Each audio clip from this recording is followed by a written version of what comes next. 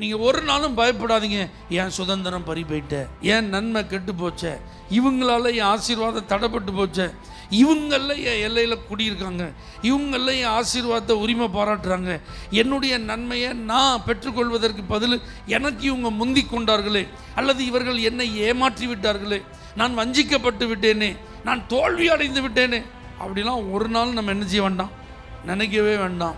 கானானிய குடிகளை கர்த்தர் எப்படி துரத்தி 31 ராஜாக்களை எப்படி அழித்து இந்த தேசங்களை இஸ்ரவேலர்கள் சுதந்திரிக்க ஆண்டவர் உதவி செய்தாரோ அதை போல் உங்களுக்கும் உதவி செய்வார். எந்தெந்த இடங்களை நீங்கள் சுதந்திரிக்கணுமோ அந்தந்த இடங்களை நீங்கள் சுதந்திரிப்பீங்க. என்னென்ன நன்மைகளை நீங்கள் சுதந்திரிக்கணுமோ அந்த நன்மைகளை நீங்கள் சுதந்திரிப்பீங்க. எந்தெந்த பலன்களை நீங்கள் முழுமையாக அனுபவிக்கணுமோ அந்தந்த பலன்களை நீங்கள் முழுமையாக அனுபவிப்பீங்க. விசுவாசிங்க, கர்த்தர் கண்டிப்பாக இதெல்லாம் உங்களுக்காக செய்வார்.